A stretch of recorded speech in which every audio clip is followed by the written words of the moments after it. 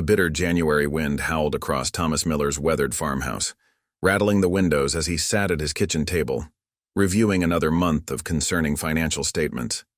At 40 years old, Thomas had spent his entire life working his family's corn farm in rural Nebraska, but the past few years of poor harvests had left him struggling to keep the centuries-old property afloat. Before we jump back in, tell us where you're tuning in from. And if this story touches you, make sure you're subscribed, because tomorrow I've saved something extra special for you. He was about to head to bed when a faint cry pierced through the howling wind. Thomas froze, wondering if his mind was playing tricks on him. Then he heard it again, unmistakably the sound of a baby's wail coming from his front porch. Thomas rushed to the door, his heart pounding in his chest. As he swung it open, the bitter cold hit his face like a slap. There, nestled in a large wicker basket, were two tiny babies wrapped in thin blankets, their faces red from crying and the cold. A handwritten note lay between them, the paper fluttering in the wind. "Please take care of my girls. I can't provide for them. Their names are Emma and Sarah. They were born yesterday. I'm sorry." The note was unsigned, the handwriting shaky and desperate. Thomas's hands trembled as he lifted the basket, bringing the twins inside. His mind raced with questions and confusion, but his immediate concern was warming these precious little lives. He cranked up the thermostat and grabbed every blanket he could find, creating a warm nest on his worn leather couch. As he cradled one of the crying infants, trying to warm her tiny hands, his neighbor and close friend Martha, a retired nurse, rushed over after his panicked phone call. "Oh, good Lord," she gasped, taking in the scene before her. "Thomas, we need to call the authorities." Thomas nodded numbly, but as he looked down at the twins, now quieting in the warmth of his home, something stirred in his heart. He had lived alone since his parents passed away 5 years ago, the solitude of farm life his only companion. Now, watching these helpless babies, he felt a fierce protectiveness he'd never experienced before. The next few hours were a blur of police reports, social workers, and medical checks. The twins were healthy but needed immediate care. As discussions turned to foster placement, Thomas found himself speaking up, his voice surprising even himself. "I want to take care of them," he said firmly, drawing shocked looks from the social worker and police officer. "I know it sounds crazy, but I have a stable home, my own business." His voice trailed off as he realized how unprepared he must sound. The social worker, Mrs. Anderson, gave him a skeptical look. "Mr. Miller, raising twins is an enormous responsibility. You're a single man with no parenting experience, running a struggling farm. Are you sure you've thought this through?" Thomas straightened in his chair, his resolve strengthening. "No, ma'am, I haven't thought it through. But I have love to give, a roof over my head, and I make enough to provide. These girls were left on my doorstep for a reason. I may not be the perfect candidate, but I'm willing to learn to do whatever it takes." Martha stepped forward, placing a supportive hand on Thomas's shoulder. "I've known Thomas his whole life," she told Mrs. Anderson. "He's the most dependable, hard-working man you'll ever meet. And I'll help him. We all will. This is a small community. We take care of our own." Mrs. Anderson sighed, making notes in her file. "It's not impossible, but it won't be easy. You'll need to undergo background checks, home studies, parenting classes. There's a lot of red tape involved in adoption, Mr. Miller, especially as a single father." Thomas looked down at the sleeping twins, their tiny fingers curled into fists. "I don't care how hard it is," he said softly. "These girls deserve a chance at a good life. I may not have much, but I have a home, a heart, and hope. Sometimes that's enough to start with." As the officials left that night, promising to return the next day to begin the formal processes, Thomas sat in his father's old rocking chair, watching the twins sleep. The weight of his decision pressed on him like a physical thing. The farm was already struggling. How would he manage with two babies to care for? But as the first light of dawn crept over his snow-covered fields, Thomas felt a peace settle over him. He thought of his own parents, how they had taught him that wealth wasn't measured in dollar signs but in love and determination. Looking at Emma and Sarah, he made a silent promise. He would give these girls everything he had, every ounce of love and every bit of strength he possessed. Little did Thomas know that this snowy January night was just the beginning of a journey that would change not only his life, but the lives of these twin girls in ways he could never have imagined. The challenges ahead would test his resolve, his resources, and his heart. But the love growing in his chest told him he had made the right choice no matter what obstacles lay ahead. The first few weeks with Emma and Sarah tested Thomas in ways he never imagined. His once quiet farmhouse transformed into a world of midnight feedings, constant diaper changes, and seemingly endless crying. The twins, though identical in appearance with their dark, curly hair and bright blue eyes, already showed distinct personalities. Emma was the louder of the two, demanding attention with powerful lungs, while Sarah was quieter but more prone to long bouts of fussiness. Martha, true to her word, became Thomas's lifeline during those early days. She taught him how to properly prepare bottles, check for fevers, and master the art of swaddling. "You're doing just fine," she would reassure him when self-doubt crept in. Every new parent feels overwhelmed at first, whether they're 20 or 40, and you've taken on twice the challenge. The social workers visited regularly, their clipboards and scrutinizing gazes making Thomas nervous. He'd scramble to ensure everything was perfect, the house spotless, the girls freshly changed, all safety measures in place. Mrs. Anderson, though initially skeptical, began to show signs of approval at Thomas's dedication. "You've converted your office into quite a lovely nursery," she noted during one visit, examining the second-hand cribs Thomas had carefully restored. He'd painted the room a soft yellow, hanging curtains Martha had sewn from cheerful floral fabric. Old family photos lined the walls, ready to welcome the twins into their heritage. But while Thomas was adapting to fatherhood, his farm demanded attention too. February brought unexpected equipment failures, and the ancient tractor, essential for spring planting, needed costly repairs. Thomas found himself working during every moment the twins slept, trying to maintain the delicate balance between farmer and father. One particularly challenging morning, both girls were crying inconsolably as Thomas attempted to fix a broken fence before his cattle could discover the weakness. His hands were raw from the cold, his back aching from hours of standing over cribs the night before. For a moment, standing there in the biting wind with the sounds of crying drifting from the house, he felt utterly overwhelmed. "What am I doing?" he whispered to himself, his breath visible in the cold air. "How can I possibly raise two babies and run this farm alone?" Just then, Martha's truck pulled up and she emerged carrying a casserole and her grandmother's old rocking chair. "Thought you could use this," she said, nodding to the chair. "It's got magic in it, calmed 4 generations of babies in my family." That evening, as Thomas sat in the gifted rocking chair with both girls finally peaceful in his arms, he felt a glimmer of hope. The chair did seem to have a special power, its gentle motion soothing not just the twins, but his own anxious heart. Financial pressures mounted as winter dragged on.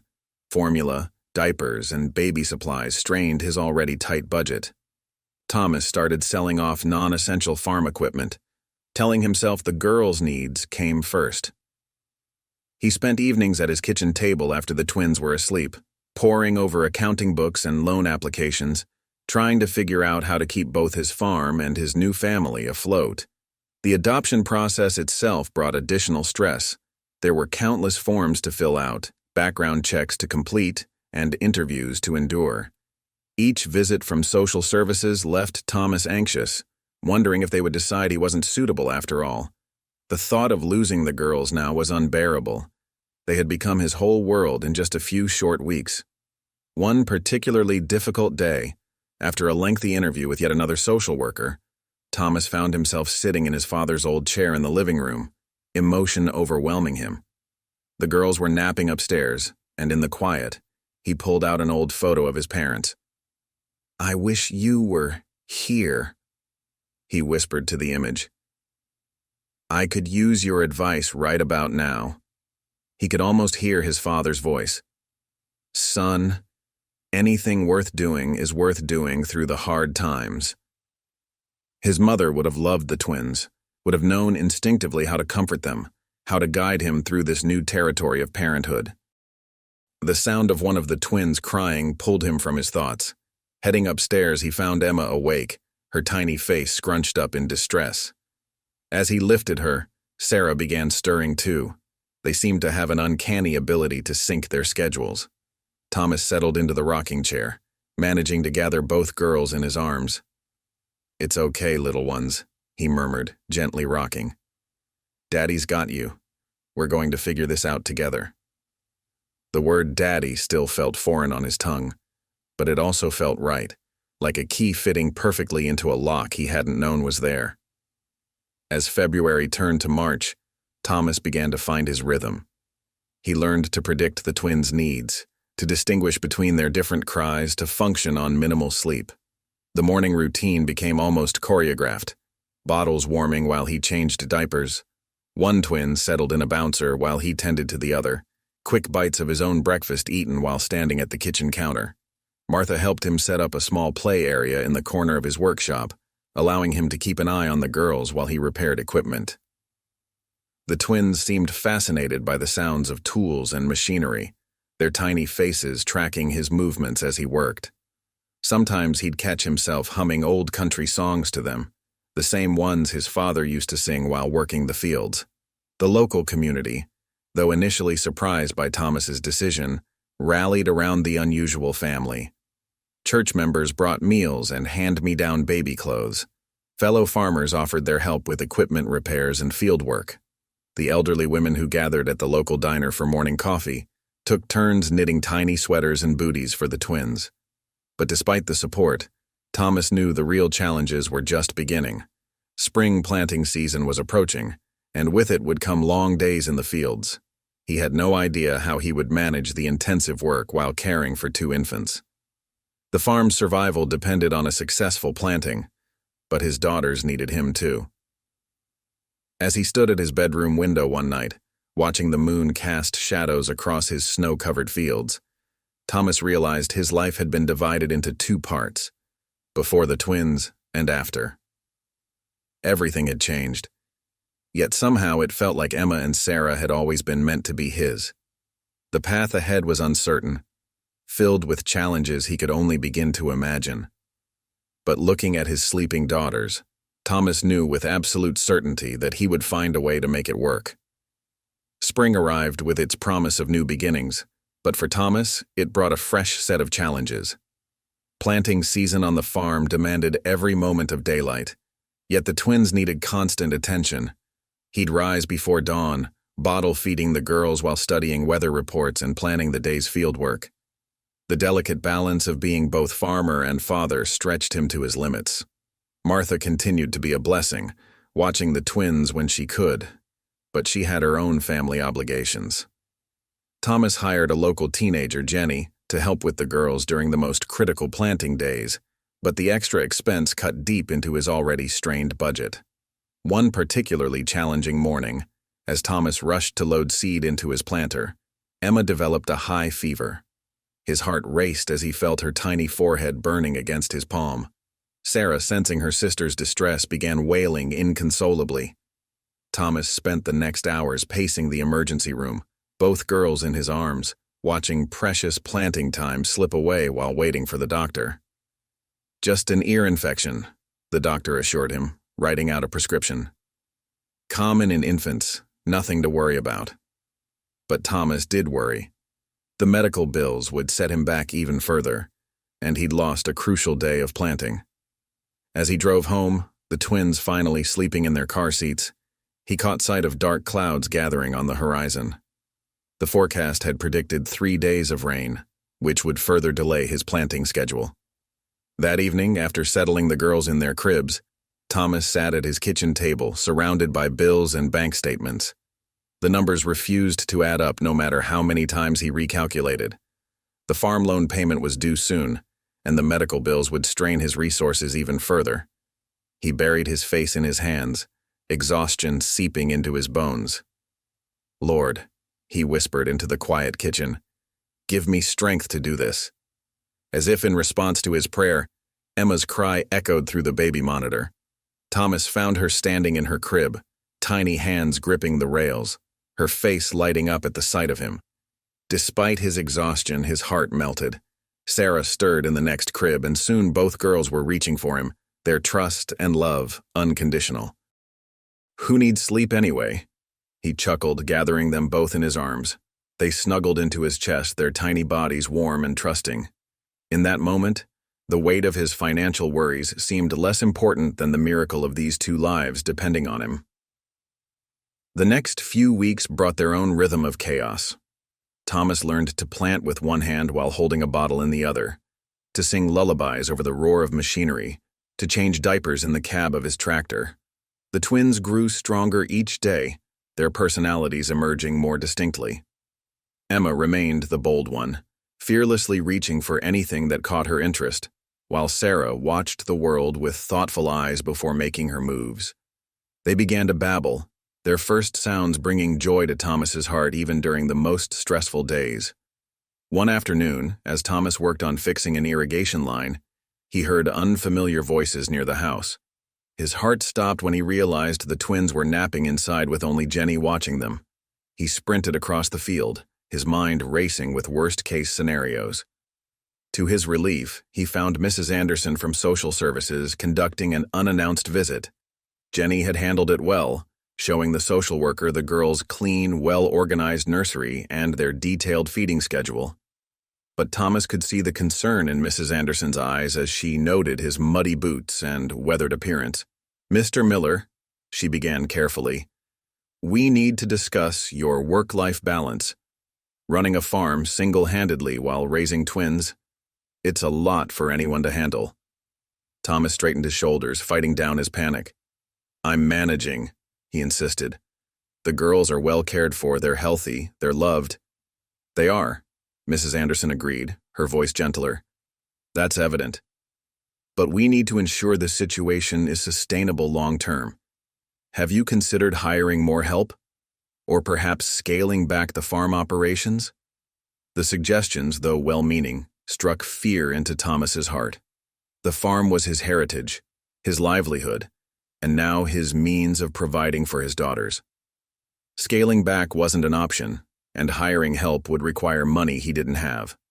That night, after Mrs. Anderson left, Thomas sat in the old rocking chair, one sleeping twin in each arm. He watched the sunset paint his fields in golden light, the corn beginning to peek through the rich soil. 6 months ago, he had been a lonely farmer, his world revolving around crop yields and weather patterns. Now, he was a father, his heart permanently divided between the land that sustained them and the two precious lives that gave that sustenance meaning.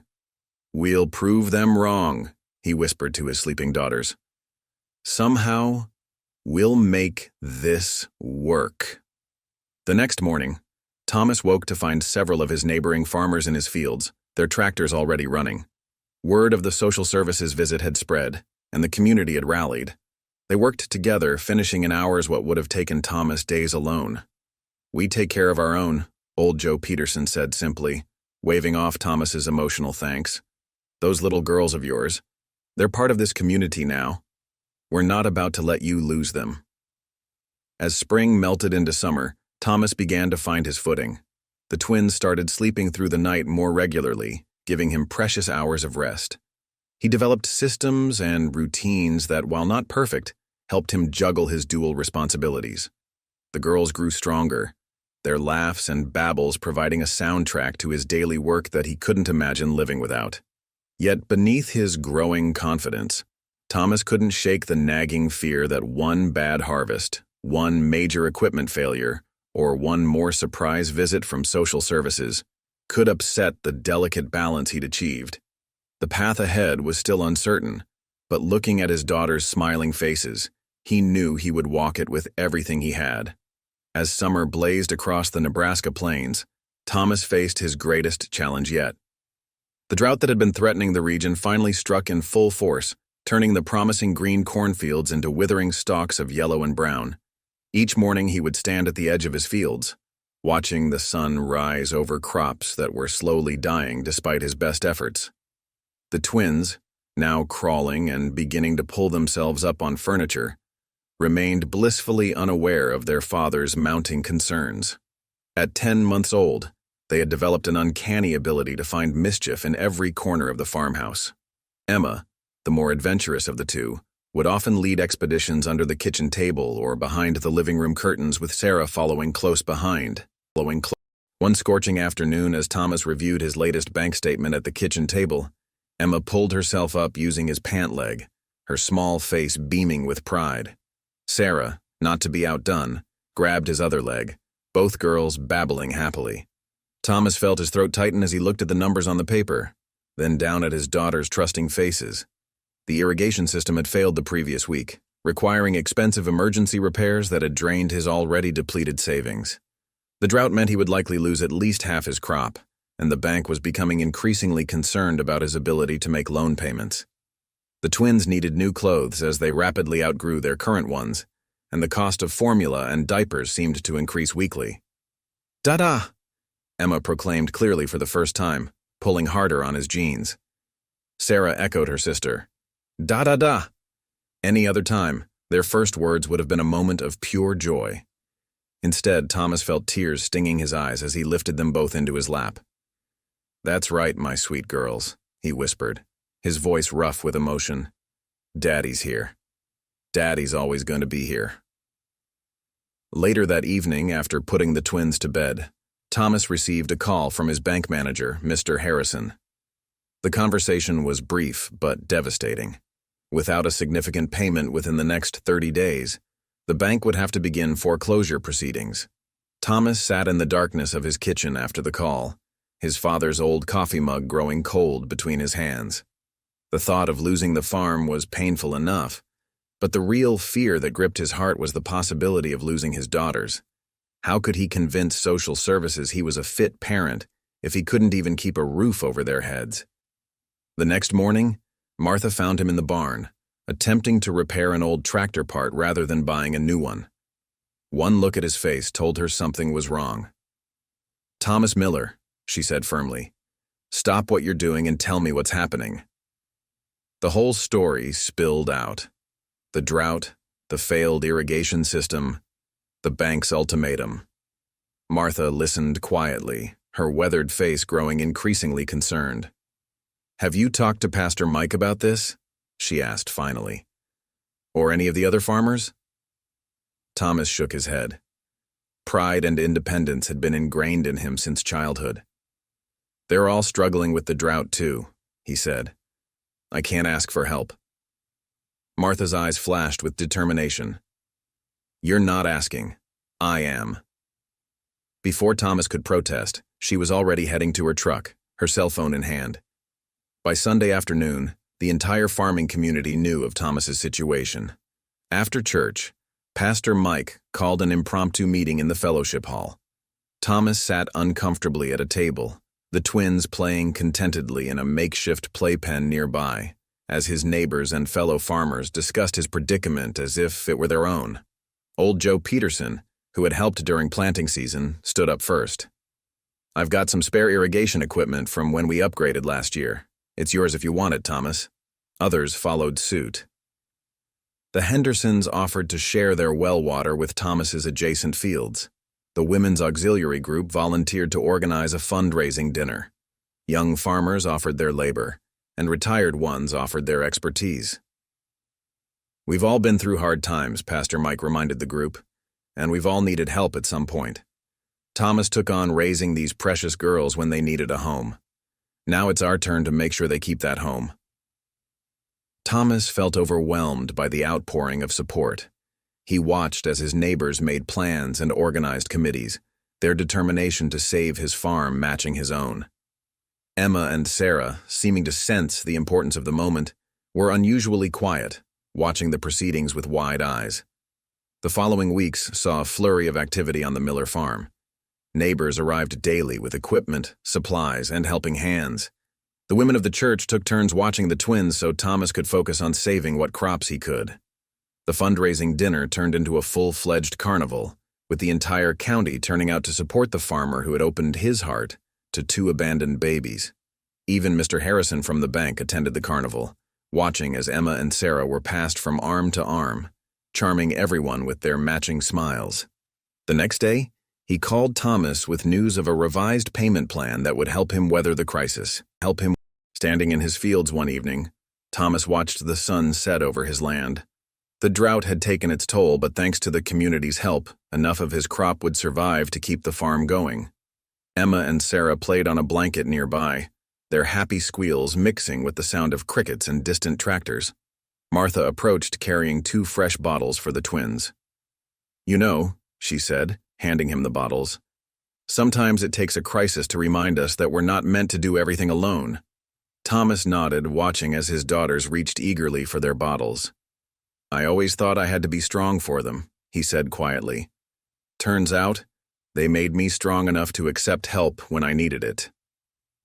The summer's crisis had taught Thomas an invaluable lesson.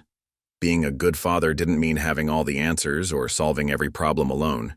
It meant doing whatever was necessary to provide for his children, even if that meant swallowing his pride and accepting help from others. As he watched his daughters drift off to sleep that night, he realized that they had given him far more than he had ever given them. They had given him a family, not just in themselves, but in an entire community that had rallied around them. The years began to flow like the changing seasons across the Nebraska plains. The twins grew from babbling infants into energetic toddlers, filling the old farmhouse with laughter, chaos, and countless precious moments. Thomas watched in amazement as their personalities continued to develop, each day bringing new discoveries and challenges. Emma remained the bold explorer, always the first to try new things. She learned to walk at 11 months, practically running before she mastered walking, keeping Thomas constantly on his toes. Sarah, though more cautious, would watch her sister's adventures carefully before following, often finding more graceful ways to accomplish the same feats.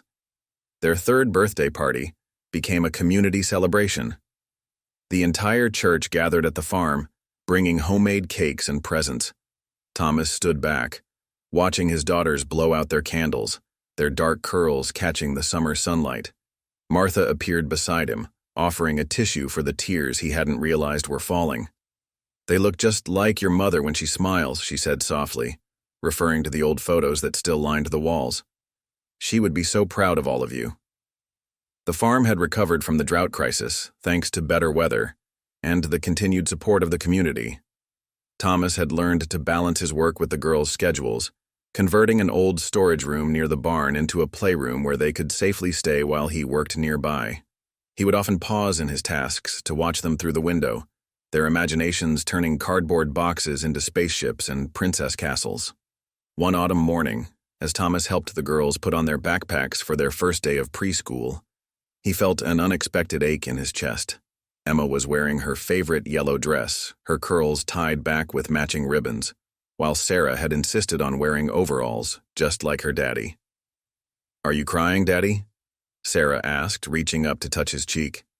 "Happy tears, sweetheart," Thomas assured her, gathering both girls in his arms.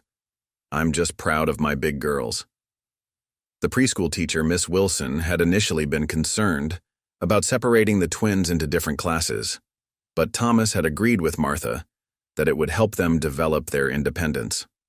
That first morning, Emma marched confidently into her classroom, while Sarah lingered in the doorway of hers, clutching Thomas's hand. "It's okay, honey," he whispered, kneeling down to her level. "Remember what we talked about? You're brave, just like the sunflowers in our field. They stand tall even when the wind blows." Sarah nodded solemnly, squared her tiny shoulders, and walked into the classroom. Thomas waited outside until he heard her laugh at something another child said, then finally allowed himself to leave. The girls thrived in preschool, making friends and learning rapidly. Emma showed a natural talent for art, her drawings always full of bright colors and movement. Sarah, to Thomas's delight, developed a fascination with plants and seeds, constantly asking questions about the crops and helping him in his small vegetable garden. Life fell into new rhythms. Mornings became a carefully choreographed dance of getting everyone ready and out the door on time. Evenings were filled with simple pleasures, reading stories, sharing details about their days, and saying prayers before bed. Thomas treasured these quiet moments when his daughters would snuggle close and ask questions about everything under the sun. "Daddy," Emma asked one night as he tucked them in, "why don't we have a mommy like Katie from school?" The question he'd been expecting for years finally arrived. Thomas sat on the edge of their bed, choosing his words carefully. "Well, sweethearts, families come in all different shapes and sizes. Some have a mommy and daddy, some have two mommies or two daddies, and some, like us, have just a daddy who loves them more than anything in the whole world."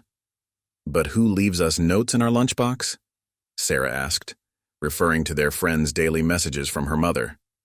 The next day, Thomas began writing small notes to put in their lunchboxes, drawing simple hearts and stars around his messages of love and encouragement. It became their special tradition, one that made their family unique rather than lacking. As the twins approached their 4th birthday, Thomas realized that the scared, overwhelmed farmer who had found 2 babies on his porch had transformed into a confident father. The challenges hadn't disappeared. There were still difficult days, tight budgets, and moments of doubt, but he had learned to face them with the same strength and patience he used in tending his crops, knowing that love and determination would see them through. The farm, too, had evolved. The old workshop now sported a rainbow of tiny handprints along one wall, and the kitchen windowsill held a collection of special rocks and dried flowers the girls had collected. Even the ancient tractor bore evidence of their presence, with 2 small pink cushions tied to the passenger seat for their supervised rides around the property.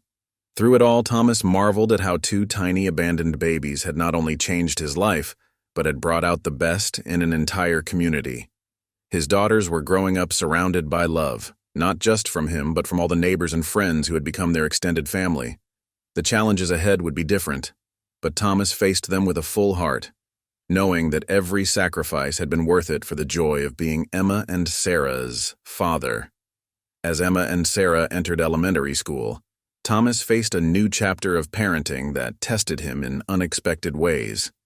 The twins, now in 1st grade, were growing into distinctly different individuals despite their identical appearances.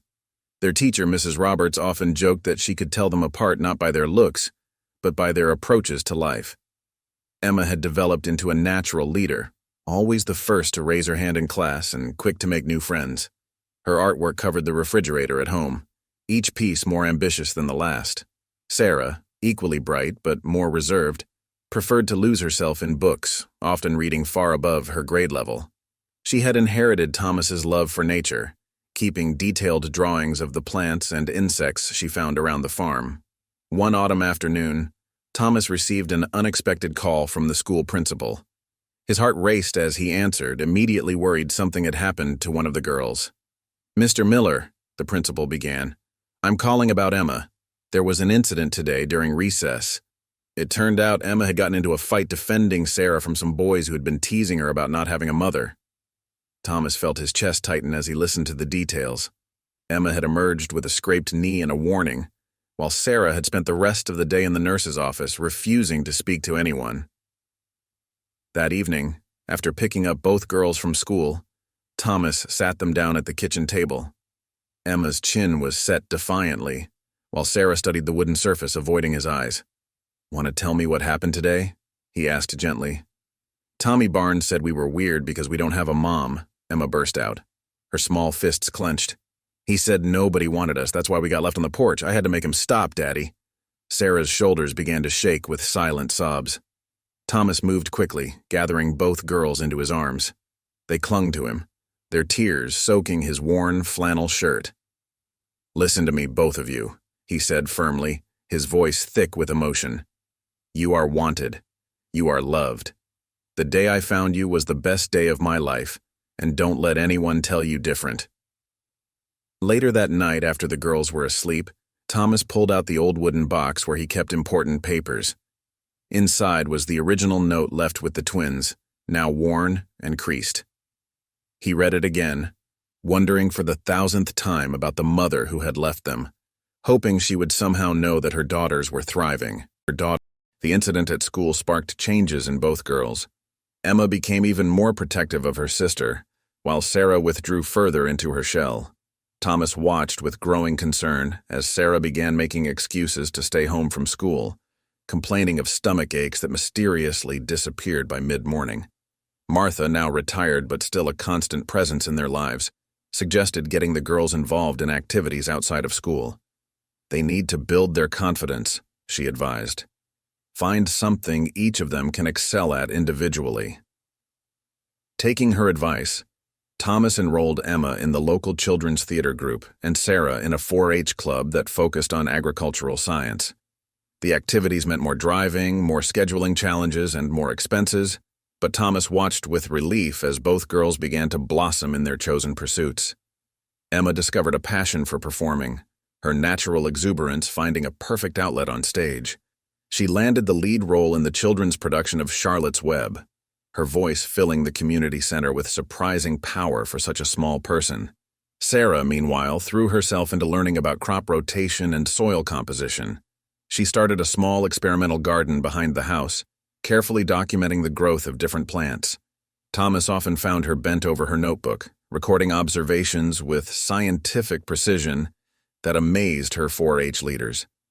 The girls' activities brought new friends into their lives, and slowly the whispers and teasing at school died down. Thomas learned to navigate the world of playdates, sleepovers, and birthday parties, always conscious of making their home welcoming to visitors despite its modest furnishings. One evening, as Thomas helped Sarah with her 4-H project while Emma practiced her lines in the background, he realized that the rhythm of their lives had shifted again. The physical demands of early childhood had been replaced by the more complex challenge of guiding two young minds through the maze of growing up. The farm continued to demand his attention, but Thomas had learned to integrate his daughters into its operation in age-appropriate ways. Emma enjoyed helping with the farmer's market stand they had started, her outgoing personality perfect for engaging with customers. Sarah preferred helping with the actual growing, spending hours with Thomas in the fields, learning about weather patterns and crop management. Their life wasn't perfect. There were still moments of struggle and uncertainty, but they had found their balance. The old farmhouse rang with laughter more often than tears, and the community that had helped them through crisis remained a steady source of support and friendship. As Thomas watched his daughters grow and change, he sometimes caught glimpses of the women they would become. In Emma's determination and Sarah's quiet strength, he saw qualities that would serve them well in life. The challenges of raising them alone hadn't diminished. They had simply evolved, requiring different kinds of wisdom and patience. The transition into the teenage years brought a whirlwind of changes to the Miller farm. As Emma and Sarah turned 13, Thomas found himself navigating unfamiliar territory once again. The girls who once ran to him with every problem now had secrets, whispered phone conversations, and moments of emotional turbulence that left him feeling bewildered. Emma, now a leading member of the school drama club, was blossoming into a confident young performer. Her room walls, once covered with crayon drawings, now displayed playbills and photos of Broadway stars. She had started asking about acting camps and drama workshops in the city, each request making Thomas's heart race with both pride and concern over the mounting costs. Sarah's passion for agriculture had deepened. She had transformed her childhood experimental garden into a sophisticated research project, studying sustainable farming practices. Her quiet dedication reminded Thomas so much of himself at that age, though her knowledge of modern techniques often surpassed his own. One spring evening, as Thomas worked on the farm's monthly accounts, Emma burst into the kitchen, her eyes shining with excitement. "Dad, the drama department is planning a summer trip to New York City. We're going to see real Broadway shows and take workshops with actual professionals." Thomas felt his stomach clench as he looked at the permission slip and cost breakdown she thrust into his hands. The price of the trip could have bought new irrigation equipment for the South Field, but the hope in Emma's eyes made him hesitate before giving his usual practical response about budgets and priorities. "Let me think about it, sweetheart," he said carefully. "That's a big expense." Emma's face fell slightly, but she nodded, understanding as always about financial limitations. Later that night, Thomas found Sarah sitting on the porch, her knees drawn up to her chest. "You should let her go," Sarah said softly, surprising him. "I heard you talking. I've been saving my farmer's market money. She can have it for the trip." Thomas felt his throat tighten with emotion. "That's your college fund money, honey." "Emma's always taking care of me," Sarah insisted. "Remember when she fought Tommy Barnes in first grade? Let me help her this time." The selflessness of his daughters never ceased to amaze him. Through careful budgeting, extra farmers market weekends, and the unexpected success of Sarah's Heritage Vegetable Project, they managed to piece together enough for Emma's trip. The day they dropped her at the airport was a milestone, the first time one of his girls would be away from home for more than a night. While Emma was in New York, Sarah threw herself into her summer projects with unprecedented focus. Thomas noticed she spent more time than usual in the fields with him, asking detailed questions about crop management and farm finances. One afternoon, as they checked irrigation lines together, she surprised him with a question. "Dad, do you ever regret finding us that night? Your life would have been so much easier." Thomas stopped in his tracks, turning to face his daughter. In the late afternoon light, he could see traces of the woman she was becoming in her serious expression. "Sarah Michelle Miller," he said firmly, using her full name. "Finding you and your sister was the best thing that ever happened to me, don't ever doubt that. But the farm almost failed because of us," she persisted, "and you never got married or had a life of your own." Thomas pulled her into a hug, feeling her resist slightly, before relaxing into his embrace. "Honey, you and Emma are my life. The farm isn't just about crops and cattle. It's about legacy, about building something meaningful. You two gave me a reason to make it better, to keep going when things got tough." When Emma returned from New York, she was transformed. Her confidence had grown, and she spoke passionately about theater programs and future possibilities. Thomas listened to her excited chatter at dinner, noticing how Sarah watched her sister with a mixture of pride and something else, perhaps a touch of uncertainty about her own path. The twins' different directions became more pronounced as their 13th year progressed. Emma joined every performance group she could find, while Sarah enrolled in advanced science classes and spent weekends at agricultural youth programs. Thomas sometimes worried about their growing apart, but Martha assured him it was natural. "They're finding their own ways," she told him over coffee one morning. "Just like you had to find yours when you took them in. The bond between them is strong enough to stretch without breaking." She was right, of course. Despite their different interests, the girls remained fiercely protective of each other. They still shared late-night conversations in their room, giggling and whispering long after they should have been asleep. They still worked together at the farmer's market, Emma's showmanship complementing Sarah's quiet expertise.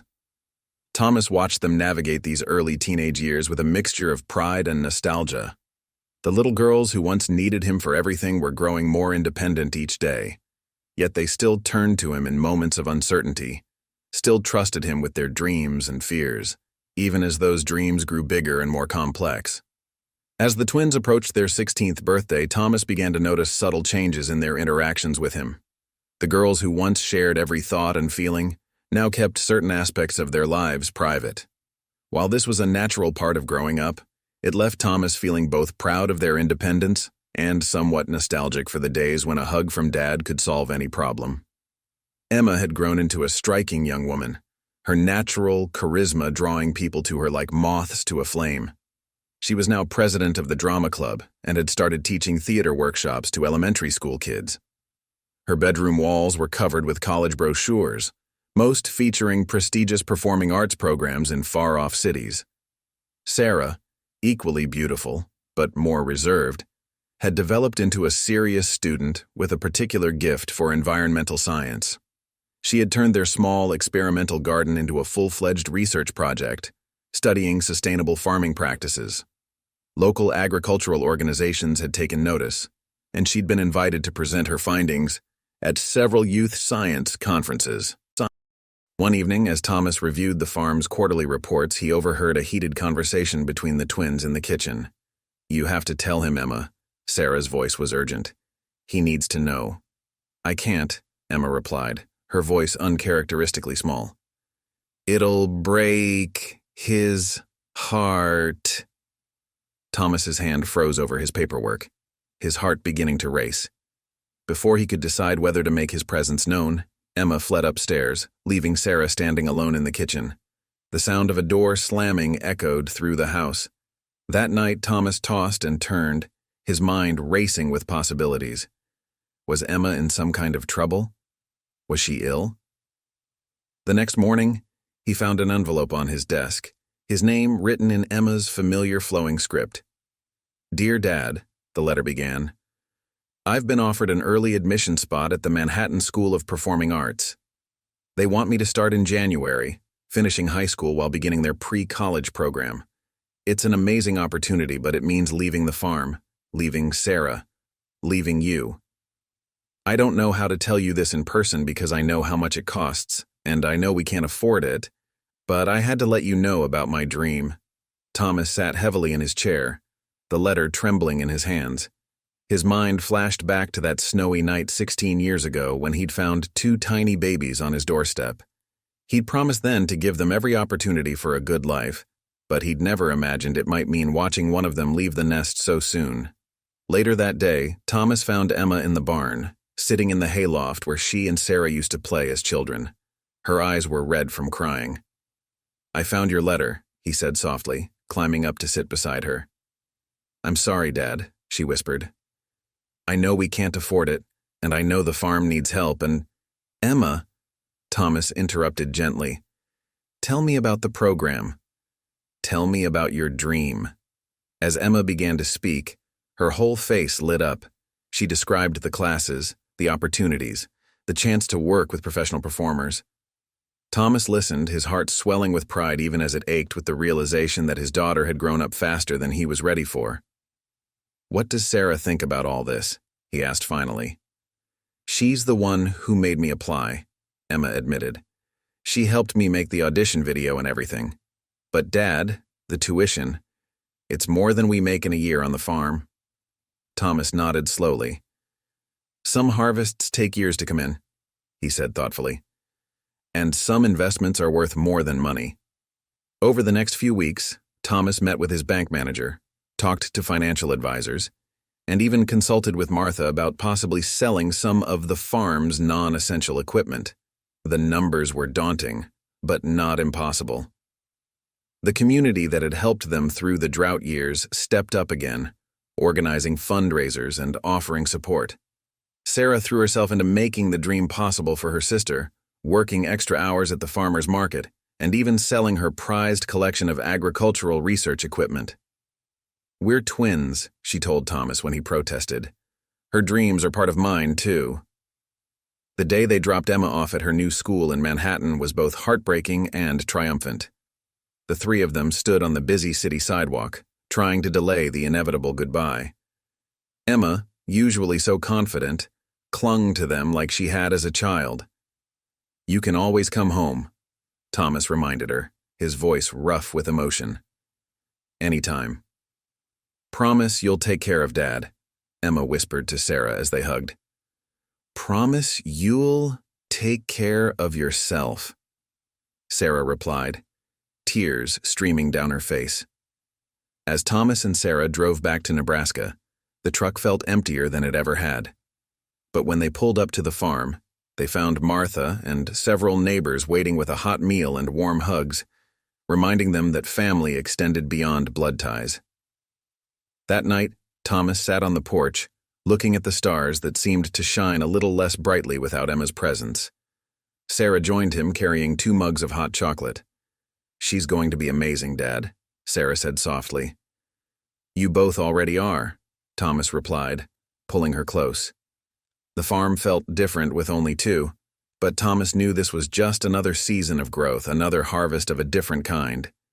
His daughters were spreading their wings, just as he'd always hoped they would, even if it meant learning to let go sooner than he'd expected. With Emma pursuing her dreams in New York, life on the farm settled into a new rhythm. Sarah seemed to throw herself even more deeply into her agricultural studies, spending long hours in the fields with Thomas and developing innovative farming techniques that caught the attention of several agricultural universities. The twins stayed connected through daily video calls, their bond remaining strong despite the physical distance. Emma's stories of city life and theater training brought a different kind of energy to the quiet farmhouse, while Sarah shared updates about their sustainable farming projects and community initiatives. One crisp autumn morning, Thomas found Sarah sitting at the kitchen table, surrounded by college brochures. His heart skipped a beat as he noticed they were all from prestigious agricultural programs, most of them as far from Nebraska as Emma was. "Dad," Sarah began hesitantly, "I've been thinking about college." Thomas poured himself a cup of coffee, preparing for another conversation that would test his resolve as a father. "Tell me about it, sweetheart." "Cornell University has the best agricultural science program in the country," Sarah said, her words tumbling out quickly.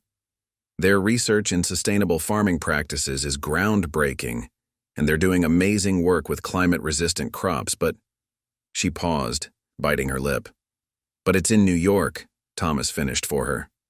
"I wouldn't be going for theater like Emma," Sarah rushed to explain. "This would be practical. I could learn things to help the farm make it better, more sustainable." Thomas looked at his daughter, seeing the same determination in her eyes that he'd seen in Emma's months earlier. But there was something else too, a hint of guilt as if she felt she was abandoning him just like her sister. "Sarah," he said gently, "you don't have to justify wanting to go to the best school for your field. Your dreams are just as important as Emma's." "But the farm," Sarah protested. "Who will help you?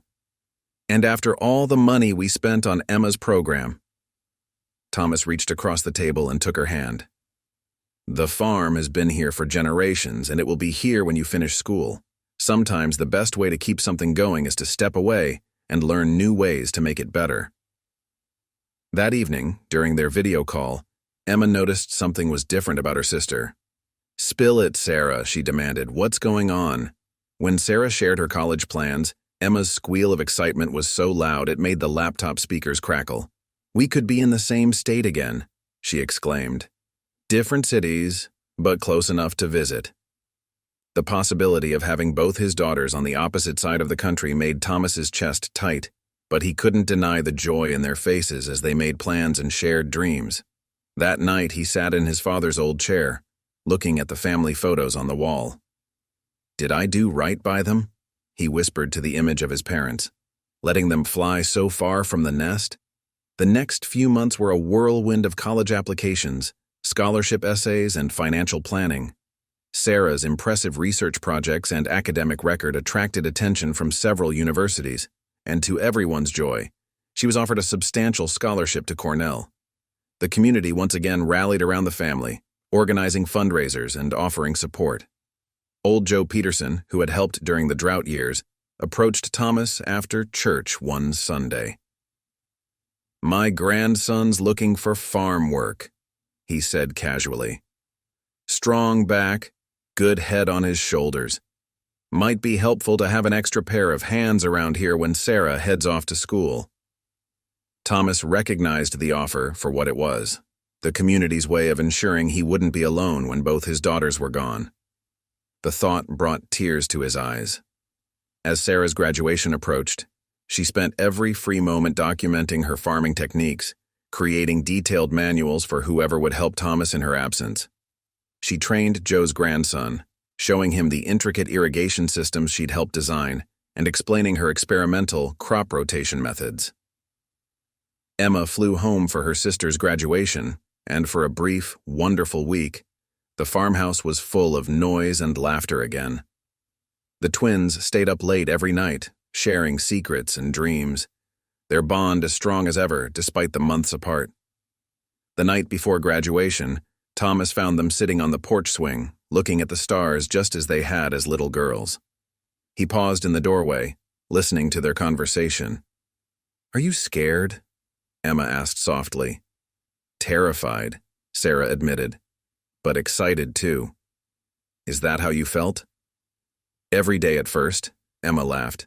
"Still do sometimes, But Dad was right. We can always come home. Thomas cleared his throat, stepping onto the porch. Both girls moved aside, making room for him on the swing between them, just like they used to. As they sat there together, Thomas marveled at how life had come full circle. You know, he said thoughtfully. The night I found you two on my porch, I was terrified too. Had no idea how to be a father, how to run a farm and raise two babies. But sometimes the scariest decisions turn out to be the best ones. The girls leaned against him, and for a moment, they were his little twins again, seeking comfort in their father's presence.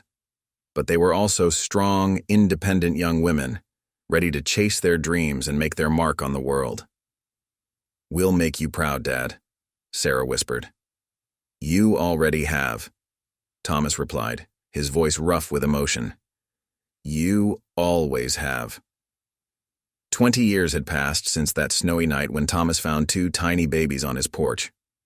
Now, as he approached his 60th birthday, he sat in his favorite chair, looking through old photos and marveling at how quickly time had flown. Emma had become a successful theater director in New York, her productions receiving critical acclaim. Sarah had completed her PhD in agricultural sciences at Cornell and was revolutionizing sustainable farming practices through her research. Though they lived far from the farm, they never missed their weekly video calls with their father. What Thomas didn't know was that his daughters had been planning something special for months. They had noticed how the farmhouse was showing its age, how their father worked longer hours to compensate for rising costs, and how he never complained even when things were difficult. One spring morning, Thomas received an unexpected call from Emma. "Dad, Sarah and I are coming home next weekend. We want to celebrate your 60th birthday properly." "Oh, honey, you don't need to make a fuss," Thomas protested, but secretly his heart swelled at the thought of having both his girls home.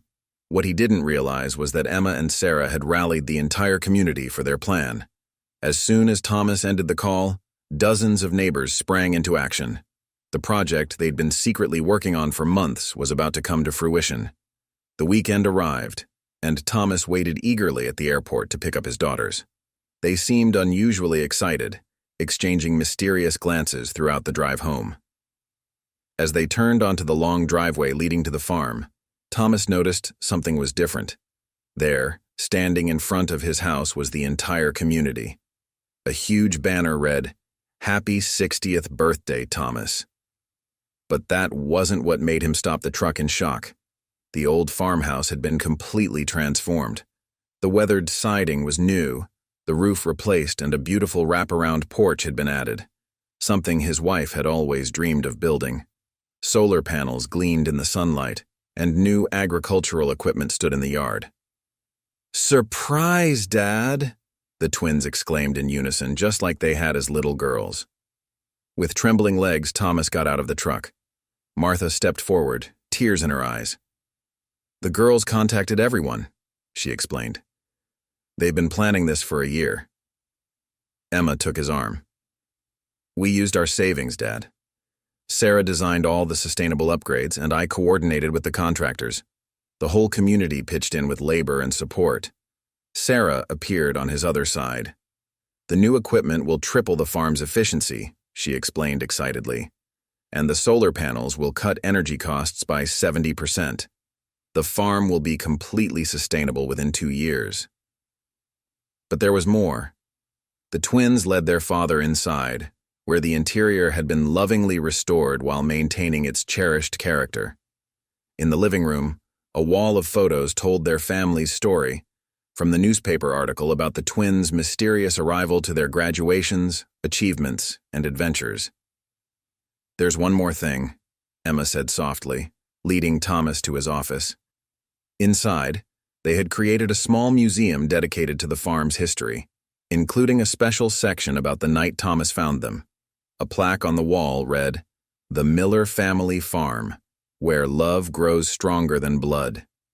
"We wanted to honor not just you, Dad," Sarah explained, her voice thick with emotion, "but the choice you made that night. You could have called social services and gone on with your life. Instead, you chose to become our father." "You gave up so much for us," Emma added, wiping tears from her eyes. We wanted to make sure your legacy, our family's legacy, would continue for generations." Thomas stood in silence, overwhelmed by his daughter's gesture. The twins, who had once been tiny, abandoned babies, had grown into remarkable women who understood that true wealth wasn't measured in dollars, but in love, family, and community. Looking at his daughter's faces, Thomas saw reflections of every sacrifice, every struggle, and every joy of the past 20 years. The frightened farmer who had found 2 babies on his porch could never have imagined this moment.